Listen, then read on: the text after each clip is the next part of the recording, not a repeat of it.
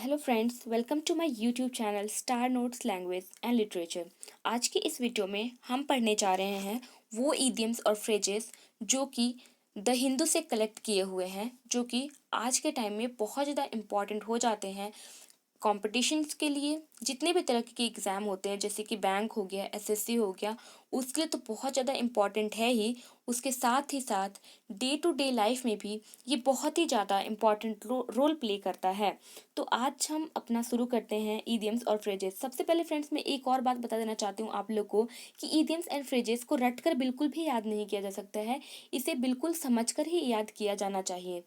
तो आप लोग इस वीडियो को सबसे पहले पूरा देखें, उसके बाद में आपको जितना भी ईडियम्स याद होता है या आप लोग को लगता है कि हाँ आपको 15 में से 10 ईडियम्स भी याद हुए हैं, तो आप उसको कमेंट सेक्शन में जाएं, कमेंट सेक्शन में उसको लिख के खुद का एक सेंटेंस को फॉर्म करें और कमेंट बॉक्स में डाल दें।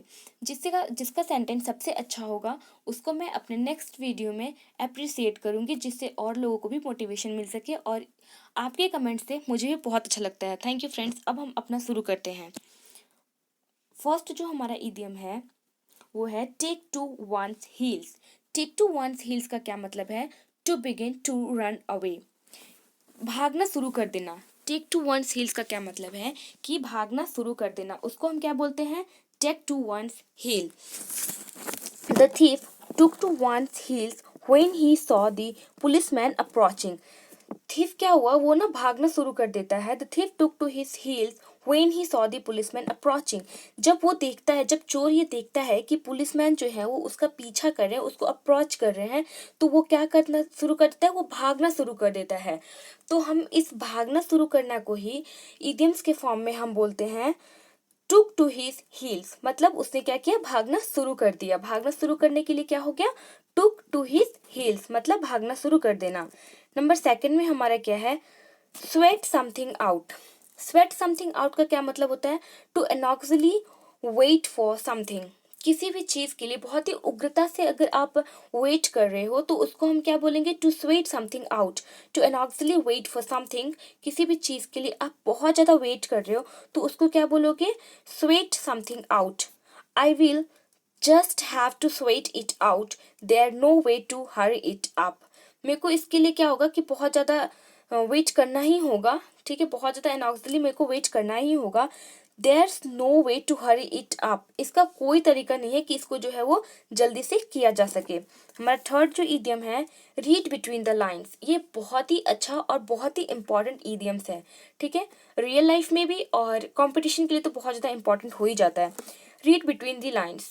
अब जैसे कोई क्या होता है कि एक यूपीएससी एस्पिरेंट है, ठीक है, वो क्या करते हैं कि उन्हें लाइन बाय लाइन रट्टा नहीं मारना होता है।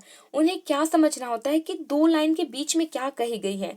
मीन्स उन लोगों को क्या करना होता है? Understanding the hidden meaning. ठीक है, उन लोग को दो लाइन के बीच का जो मतलब निकल रहा होता है ना, वो समझना होता है।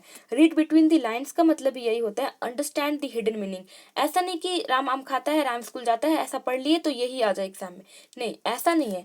बल्कि जो हम लाइन पढ़ रहे हैं उसके बीच का मतलब क्या निकलता है, वही होता है रीड बिटवीन द लाइन्स। मतलब दो लाइन के बीच में जो सेंस निकल रहा है वो हो गया read between the line. Understand the hidden meaning, किसी भी चीज में छुपे हुए चीज को समझना, उसका जो मतलब है, छुपा हुआ मतलब है, उसको समझना, उसको हम क्या बोलते हैं? Read between the lines. He give a very diplomatic explanation. उसने क्या किया? कोई एक एक्स नाम या वाई नाम का एक आदमी है, उसने बहुत ही डिप्लोमेटिक एक्सप्लेनेशन किया। डिप्लोमेटिक एक्सप्लेनेशन का क्या मतलब हुआ? बहुत ही राजनयिक तरीके से उसने एक्सप्लेनेशन किया। But if you read between the lines, लेकिन आप क्या है कि उसके जो है हिडन मीनिंग को समझेंगे, it seems like he was fired for political reason. ऐसा लगता है कि जैसे उसने किसी पॉलिटिकल कारण से ऐसा किया हो। ठीक है, नेक्स्ट हमारा जो इडियम है, if I were in your shoes. If I were in your shoes, इसे तब यूज किया जाता है when you want to tell someone what you would do in their situation। जैसे कि हम बोलते हैं ना, if I were in your shoes, जैसे हिंदी में हम बोलते हैं कि अगर मैं तुम्हारी जगह पे होती ना या होता तो मैं ऐसा करता, तुमने ऐसा किया मैं तो ऐसे कर लेती, अगर मैं तुम्हारी जगह पे होती तो मैं तो 4 घंटे पढ़ती। इस तरीके से हम बोलते हैं। तो इसी चीज को अगर मैं तुम्हारे जगह पे होता या होती, इसको अगर हम इंग्लिश में बोलना चाहेंगे तो इसको हम बोलेंगे if I were in your shoes. तो यूज्ड, इसको यूज करना है when you want to tell someone what you would do in their situation. अगर आप उनके जगह पे होते तो आप क्या करते, उस सेंस में आपको यूज करना है if I were in your shoes, अगर मैं तुम्हारी जगह पे होता। फॉर एग्जाम्पल इसका देखते हैं, if I were in your shoes, अगर मैं तुम्हारी जगह पे होता, I think I would write a letter to her, तो मैं उसको एक पत्र लिखता, rather than try to explain over the phone, मैं उसको फोन पे एक्सप्लेन करने के बजाय क्या करता, एक लेटर लिखता। नेक्स्ट जो हमारा है to burst the bubble. To burst the bubble, इसका जैसे कि हिंदी में क्या होता है ना कि किसी ने क्या कर रखा है ना, बबल बना रखा है, आपने उस बबल को क्या कर दिया, बर्स्ट कर दिया, मीन्स आपने उस बबल को फोड़ दिया। उसी तरीके से किसी ने क्या है, इल्यूजन पाल रखा है। इल्यूजन पाल रखा है तो आपने क्या किया कि उसके इल्यूजन को, जो उसने मिथ्या पाल रखा है, जो एक भ्रम उसने पैदा कर रखी है, पाल रखी है अपने मन में, उस इल्यूजन को आप क्या करते हो, बर्स्ट कर देते हो, यानी उसका जो बबल है उसको आप फोड़ देते हो। तो क्या हो जाएगा, टू बर्स्ट दी बबल, जो उसका जो बबल उसने काल्पनिक तौर से बना रखी है, उसको आपने क्या किया, उस बबल को तोड़ दिया, यानी क्या कर दिया, उनका जो एक बबल रूपी इल्यूजन बना हुआ था, उस इल्यूजन को क्या किया, आपने बर्स्ट कर दिया। इसका मतलब क्या हुआ कि आपने उनका जो मोह था उसको तोड़ दिया। ठीक है, तो डिस इल्यूजन, आपने उनके इल्यूजन को डिस इल्यूजन कर दिया, मतलब उनका मोह भंग कर दिया। और मोह भंग करने को ही बोलते हैं to burst the bubble. To burst the bubble मतलब किसी का भी मोह भंग कर देना। ठीक है, to to disabuse someone of a false notion। ठीक है, to disabuse someone of a false notion, किसी की भी जो उसने false notion मतलब कि मिथ्या ही कुछ धारणा पाल रखी हो, उसको आपने क्या किया, डिसअब्यूज कर दिया, मतलब उसको मोह माया को आपने उसके तोड़ दिया है। ठीक है, और और क्या किया आपने, rationalise that has grown comfortable, और आपने उसको एक युक्ति संगत तरीके से बोला कि आप इस चीज को अब ग्रोन करो। टू बर्स्ट दी बबल का सिर्फ इतना ही मतलब है कि मोह भंग कर देना। ठीक है, जैसे किसी या भ्रम को दूर कर देना। जैसे क्या होता है, इसको मैं बहुत अच्छे से समझाना चाहती हूँ यहाँ पे। जैसे हम किसी को ये बोल सकते हैं, यहाँ पे मैंने लिख रखा है टू से और टू डू समथिंग, किसी को ऐसा कहना या किसी के लिए कुछ ऐसा करना। टू से और to do something that shows someone that their believes are false, जिससे सामने वालों को ये पता चल जाए कि उनका जो बिलीफ है, उनका जो भरोसा है वो क्या है, गलत है। जैसे कि हमें पता है ये चीज कि सामने वाला जो XYZ नाम का एक आदमी है, वो क्या है कि वो बहुत ही खराब आदमी है, ये सब कोई जानता है। लेकिन कोई एक ऐसा आदमी है जो उसको पसंद करता है, अब उसको नहीं पता है कि वो कितना बुरा आदमी है, लेकिन वो क्या है कि उस पर ट्रस्ट किए जा रहा है। और अब उसका कोई बेस्ट फ्रेंड है, तो उसने क्या किया कि उसको उस लड़के की सच्चाई बता करके और उसका क्या किया, इल्यूजन को जो है वो तोड़ दिया। ठीक है, तो इसको हम क्या बोलेंगे, टू बर्स्ट दी बबल। इसी चीज के लिए होता है टू बर्स्ट दी बबल, किसी के मिथ्य को भंग कर देना, मोह को भंग कर देना, to burst the bubble. Next में हम चलते हैं नंबर 6 की तरफ, टिक ऑल दी बॉक्सेस। इसका क्या मतलब होता है, टिक ऑल दी बॉक्सेस का मतलब होता है टू सेटिस्फाई और फुलफिल एवरीथिंग। ठीक है, संतुष्ट होना, हर वो चीज आपको मिल जाना, हर वो चीज से आप भरपूर हो जाते हो, दैट इज नेसेसरी और डिजायर्ड, जो भी चीज जरूरी है। जैसे कि मान लीजिए आप एक फॉर्म भरने जा रहे हो, बस इसका ये है ना, टिक ऑल द बॉक्सेस। ठीक है, मीन्स आप कोई एक फॉर्म भरने जा रहे हो, इसको अच्छे तरीके से समझते हैं। अब आप एक बॉक्स भरने जा रहे हो, जैसे सर्वे का एक बॉक्स है, तो मान लीजिए आपने किसी से आपसे नाम पूछा, ठीक है, आपके पापा का नाम पूछा, आपका एड्रेस पूछा, आपका पिन कोड पूछा, आपका मोबाइल नंबर पूछा, इस तरीके से उन्होंने सारा कुछ पूछ लिया। ठीक, अब वो जब आपने नाम बता दिया तो वो एक नाम के बॉक्स के सामने जो चेक बॉक्स बना होगा उसमें टिक करेंगे। तो जितना भी रिक्वायर्ड चेक बॉक्स बना हुआ है उन सबको चेक करेंगे कि हाँ, मैंने नाम पूछ लिया, फोन नंबर पूछ लिया, इस तरीके से मैंने सारा कुछ पूछ लिया, तो वो क्या करेंगे, टिक ऑल द बॉक्सेस। अब उन्होंने क्या किया कि जितने भी बॉक्स थे उन सबको टिक कर दिया। मतलब क्या, अब तो वो सेटिस्फाइड हो गए, फुलफिल हो गया उनका हर एक बॉक्स, तो बस उसी को सेंस में लिखना है आपको कि टिक ऑल द बॉक्सेस का मतलब होता है टू सेटिस्फाई और fulfil everything that is necessary और डिजायर्ड।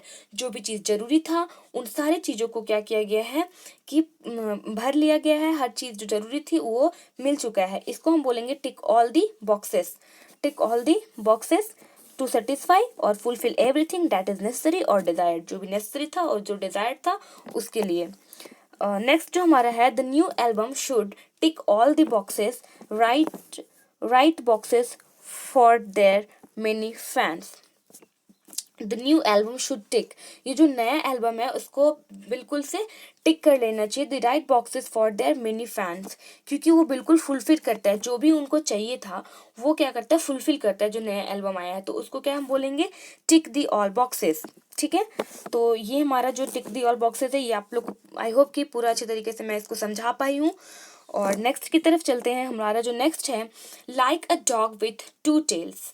अज्यूम करिए अगर एक डॉग है उसका अगर दो टेल्स हो जाए तो कैसा होगा, वो तो बहुत ही खुश हो जाएगा ना कि अरे अरे पहले तो एक ही टेल था अब तो दो टेल हो गया, वो बहुत ज्यादा खुश हो जाएगा। बस यही चीज आपको याद रखना है कि अगर एक डॉग का दो टेल्स हो जाए तो वो कैसा हो जाएगा, वो बहुत ही ज्यादा खुश हो जाएगा। तो like a dog with two tails, इसका मतलब जो होता है वेरी हैप्पी। डॉग कैसा हो जाएगा, वेरी हैप्पी हो जाएगा। ठीक है, इसका जो यूज किया जाता है इसको कैसे यूज करना है, use to emphasise how delight someone is. इसको यूज करना है जब आपको ये दिखाना हो, जोर देना हो कि सामने वाला आदमी जो है, सामने वाला इंसान जो है वो कितना ज्यादा डिलाइट है, कितना ज्यादा खुश है। तो उस सेंस में आपको यूज करना है like a dog with two tails, like a dog with two tails, जैसे कि एक डॉग के दो पूंछ हो, वो बहुत ज्यादा खुश हो जाएगा उस तरीके से। इज ही प्लीज्ड, क्या वो बहुत खुश हुए, like a dog with two tails, जैसे कि एक डॉग के टू टेल्स हों। तो ये तो आई होप समझ में आ गया होगा। नेक्स्ट की तरफ चलते हैं, एप्पल ऑफ डिस्कार्ड। ये one of the famous idiom है, apple of discord. Apple of discord का क्या मतलब होता है, समथिंग दैट कॉजेज अनहैप्पीनेस और ट्रबल। कुछ ऐसी चीज जिसकी वजह से अनहैप्पीनेस आती है या कोई परेशानी हो जाती है तो उसको हम क्या बोलते हैं, this is the apple of discord. Apple of discord का क्या मतलब होता है, समथिंग दैट कॉजेज अनहैप्पीनेस और trouble is called Apple of discord. मतलब क्या होता है कि जैसे देख लो, बोलते हैं ना कि सारी फसाद की जड़ ना सिर्फ और सिर्फ तुम हो।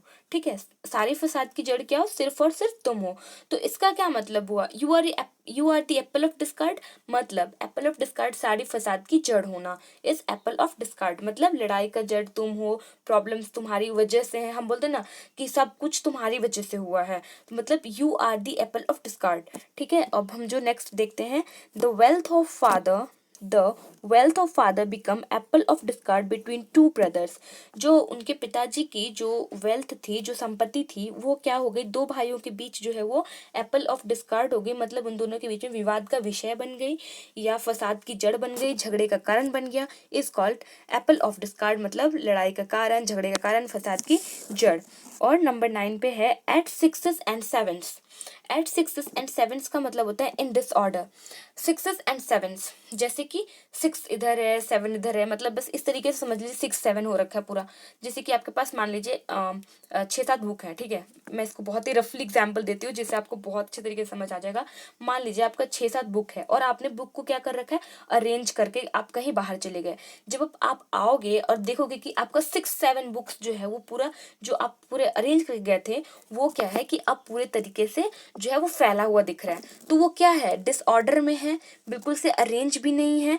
तो वही होता है एट 6 and 7 मतलब in disorder. In disorder is 6 and 7। 6 and 7 मतलब, सॉरी, 6 and 7, एट 6 and 7 का मतलब होता है इन डिसऑर्डर, मतलब जो कि डिसऑर्डर में हो चुका है, पूरे तरीके से बिखरा हुआ है इधर उधर, उसको हम बोलेंगे इन डिसऑर्डर। अब there was a robbery in our neighborhood last night and I was entered the house to inquire. Everything was at 6 and 7. इसमें क्या हो रहा है कि there was a robbery in our neighbourhood, उनके नेबर में, पड़ोस में क्या हुआ, लास्ट नाइट जो है वो रॉबरी हो गई, मतलब डकैती हो गई। And when I entered the house to inquire, जब मैं उस हाउस में पहुंचा देखने के लिए, इंक्वायर के लिए, एवरीथिंग वॉज एट 6 and 7, मतलब हर चीज़ जो थी ना वो बिल्कुल बिखरी हुई पड़ी थी, इधर उधर तहस नहस हुई पड़ी थी। तो बिखरी हुई के सेंस में हमें क्या यूज़ करना है, एट 6 and 7 हमें बिखरी हुई के सेंस में यूज़ करना है। सो नेक्स्ट हमारा है टिल दी काउ कम। अच्छा, टिल द काउ कम, इसको आप कैसे याद रख सकते हो? मैं इसको बहुत सिंपल तरीके से समझाने की कोशिश करती हूँ। जैसे क्या होता है कि मान लीजिए आप किसी आई डोंट नो कितने लोग इसमें से गांव से बिलोंग करते हैं और नहीं, तो जो भी लोग गांव से बिलोंग करते हैं, गांव में क्या होता है कि जो काऊ होती है ना, वो सुबह के टाइम पे ये उनको भेज दिया जाता है बाहर घास खाने के लिए, और फिर पूरा दिन खाती बाती हैं, उसके बाद वो शाम को वापस आते हैं। तो क्या होता है, इनके बीच में बहुत लंबा समय जाता है, सुबह गई और वो फिर शाम को आती हैं, तो वो क्या हुआ, बहुत लंबा गैप हो गया ना। Till the cow come home, बहुत लंबे समय तक के लिए हम लोग यूज करते हैं till the cow come home. ये इसका सेंस क्या होता है, बहुत लंबे समय के लिए हमको जब यूज करना होगा तो till the cow come home का यूज करते हैं। For an indefinitely long time, बहुत ही लंबे समय के लिए हम लोग इसको यूज करते हैं for the cow, till the cow come home. These two talks till the cow come home, इनकी जो ये दोनों जो है ना तब बहुत लंबे बातें करते हैं, ठीक है। नेक्स्ट जो हमारा इडियम है वो है the new kid on the block. अब बिल्कुल यही समझ लेना है जैसे कि कोई एक नया बच्चा जो है और वो ना ब्लॉक के जगह पे, मान लीजिए आपको अगर याद करने के लिए आप सोच रहे हो तो उसको आप समझ लो कि कोई एक बच्चा है जो अभी अभी धरती पे आया है, बस उतना ही समझ लो, ठीक है। अभी एक बच्चा मान लो नए नए धरती पर आया है, तो उसको क्या करना पड़ेगा, लॉट ऑफ थिंग्स है जो उसको सीखनी पड़ेंगी, बहुत सारा चीज बच्चा धीरे धीरे करके तो सारा कुछ सीखता है ना। तो वही चीज है the new kid on the block. The new kid on the block मतलब होता है someone who is new in the place or organization and has many things to learn about it। कोई एक व्यक्ति जो कि उस प्लेस के लिए या उस ऑर्गेनाइजेशन के लिए बहुत ही ज़्यादा नया हो और उसको बहुत सारा चीज़ जो है वो सीखना हो, तो उसको क्या बोलेंगे, अ new kid on the block. उसके बाद नेक्स्ट तक की तरह इसका एग्जाम्पल देख लेते हैं। Realising I was a new kid, sorry यहाँ पर KID किड होता, बट ये काइंड हो गया है, new kid on the block in this job I was determined to prove my self. जब उसको ये एहसास होता है कि वो बिल्कुल ही अभी वो नया है इस ब्लॉक में, इस फील्ड में, इस जॉब में, तो उसने ये दृढ़ निश्चय किया, डिटरमाइंड किया तो कि वो अपने आप को जो है वो प्रूव करेगा। नंबर 12 में है watching grass grow. Watching grass grow का क्या मतलब होता है, वेरी बोरिंग। इसका भी बहुत अच्छे तरीके से मैं आपको समझाने वाली जिससे आप कभी भूलोगे ही नहीं। वॉचिंग ग्रास ग्रो का क्या मतलब है, मान लीजिए आपने क्या किया कि कोई एक पौधा है जिसको लगा दिया, ठीक है। अब अगर आप दिन भर कुछ काम करोगे, शाम को एक बार पौधे को देखते हो तो इट्स ऑल ओके। लेकिन अब आपने क्या हुआ कि पौधे को लगाया और आप जो है वो हमेशा देख रहे हो कि वो पौधा ग्रो हो रहा है नहीं हो रहा है, ग्रो हो रहा है नहीं हो रहा है, कुछ नहीं कर रहे हो आप, कुछ भी नहीं कर रहे हो, सिर्फ पौधे को देख रहे हो, तो आपको कितनी बोरियत छा जाएगी। पौधे को सिर्फ देख रहे हो आप खड़े होकर के कि हो रहा है, ग्रो हो रहा है नहीं हो रहा है, तो क्या हो रहे हो आप, पौधे को ग्रो होते हुए देख रहे हो, इट मीन्स आप बोर हो रहे हो ना, कुछ कर नहीं रहे हो। तो वही बात है, वॉचिंग ग्रास ग्रो मतलब वेरी बोरिंग, कोई भी एक ऐसा काम है जो बहुत ज्यादा बोरिंग है, ठीक है। some people say that watching test cricket match is like watching grass grow. कुछ पीपल ऐसा कहते हैं कि जो टेस्ट मैच को देखना है वो ऐसा है जैसे कि वॉचिंग ग्रास ग्रो, मतलब बहुत ज़्यादा बोरियत होता है टेस्ट मैच को देखने में, दिन दिन भर चलते रहता है इस तरीके से। तो नेक्स्ट जो हम पढ़ेंगे गैदर रोज ओनली, ये भी बहुत अच्छे तरीके से याद रहने वाला है, मैं जिसको समझाऊंगी तो गैदर रोज ओनली ऐसा होता है ना कि कभी कभी क्या होता है कि हम सिर्फ और सिर्फ अपने बारे में सोचते हैं, अपने पेरेंट्स के बारे में कभी कभी नहीं सोचते हैं, या फिर इस कोई ऐसा काम हम करते हैं जिसमें सिर्फ और सिर्फ मेरा ही हित हो और किसी के बारे में कुछ भी नहीं सोचते हैं, ठीक है। तो उसको हम क्या बोलेंगे, उसके लिए बोलते हैं कि gather rose only seek all the enjoyment of life. सभी सुख की कामना करना, सभी सुख की कामना करने के लिए हम बोलते हैं गैदर रोज ओनली, ठीक है। Seek all the enjoyment of life is called gather rose only. जैसे क्या है कि Sneha did not Sneha did not care for her family, she wanted to gather rose only. Sneha अपने फैमिली के बारे में बिल्कुल केयर नहीं करती है। She want to gather rose only मतलब सिर्फ वो ऐसा चाहती है कि सारा सुख जो हो सिर्फ और सिर्फ उसी को प्राप्त हो, बाकी उसके घर वालों को उसको कोई फर्क नहीं पड़ता।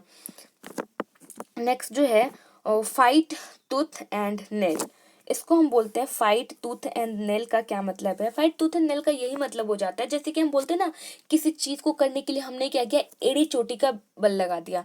एड़ी चोटी का जोड़ लगाना, एड़ी चोटी का बल लगाना, बस वही है इंग्लिश में fight tooth and nail. If you fight tooth and nail for something, you fight as hard as you can to get it और अचीव इट। मतलब किसी चीज को पाने के लिए आप जितना आपसे हो सके उतना एफर्ट लगाना, उसको हम क्या बोलेंगे? Fight tooth and nail. किसी भी चीज को पाने के लिए वो होता है जितना ज्यादा आप एफर्ट लगा रहे हो, एड़ी चोटी का बल लगा रहे हो, उसको आप बोलोगे to fight tooth and nail is एड़ी चोटी का बल लगाना। इसके लिए आप बोल सकते हो फाइट टूथ एंड नेल। जो अब हम लोग देखते हैं नेक्स्ट, इसका एग्जाम्पल पहले देख लेते हैं। He fought tooth and nail to keep his job, अपने जॉब के लिए उसने क्या किया, पूरा एड़ी चोटी का दम लगा दिया। It means he fought tooth and nail to keep his job. Next और हमारा लास्ट जो इडियम है वो है ईट humble pie. Eat humble pie का क्या मतलब होता है? ईट हम्बल पाई का मतलब होता है to admit that one was wrong. Admit करना कि हाँ मैं गलत हूँ, इस चीज को हम क्या बोलेंगे? To eat humble pie. Eat humble pie का क्या मतलब होता है? एडमिट कर रही हूँ मैं कि हाँ मैं गलत हूँ, तो इस चीज को हम बोलेंगे yes eat humble pie. Okay, so अपनी गलती को मान लेना और accept that one have been defeated, और ये मान लेना कि हाँ मैं हार गई या फिर मेरी गलती है, उसको हम क्या बोलेंगे? Eat humble pie. They had to eat humble pie when the rumours they were spreading were prove false. उन्हें क्या है कि अपनी गलती को मानना ही होगा जो उन्होंने रूमर फैलाई है। When the rumours were spreading were prove false, जब ये जो उन्होंने रूमर फैलाई है अगर वो गलत साबित हो जाता है तो उनको अपना जो है वो गलती मानना ही होगा। तो इसके लिए हम क्या बोलेंगे? ईट हम्बल पाई। उन्हें अपनी गलती माननी ही होगी, अपनी गलती को स्वीकार करना, ईट हम्बल पाई हम बोलते हैं। सो फ्रेंड्स, ये था आज का हमारा कलेक्शन था ये द हिंदू का, इडियम्स का। तो आप लोग को ये वीडियो कैसा लगा है कमेंट करके जरूर बताएं, और आप लोग को जितना भी इडियम लर्न हुआ है, मेरा पढ़ाने का तरीका अगर अच्छा लगा है तो आप लोग मुझे लाइक करके और कमेंट करके जरूर बताएं। और आप लोग को अच्छा लगता है तो चैनल को सब्सक्राइब करना तो बिल्कुल भी ना भूलें, और बेल आइकन प्रेस कर लें जिससे मेरे लेटेस्ट इन्फॉर्मेशन जो है वो आप लोग को मिल सके। इसी के साथ फ्रेंड्स मैं आप लोग को बताना चाहती हूँ कि मैं जो है वो वन वर्ड सब्स्टिट्यूशन की भी सीरीज डेली ही डालती हूँ। उसके बाद में इडियम्स एंड फ्रेजेस की डालती हूँ। उसके बाद द हिंदू का जो कलेक्शन होता है इडियम एंड फ्रेजेस का, वो भी मैं डालती हूँ। तो इसके लिए आप लोग मुझे मोटिवेट करें लाइक कमेंट करके एंड ज़्यादा से ज़्यादा इस वीडियो को शेयर करके। Thank you very much friends, मिलते हैं अपने नेक्स्ट वीडियो में।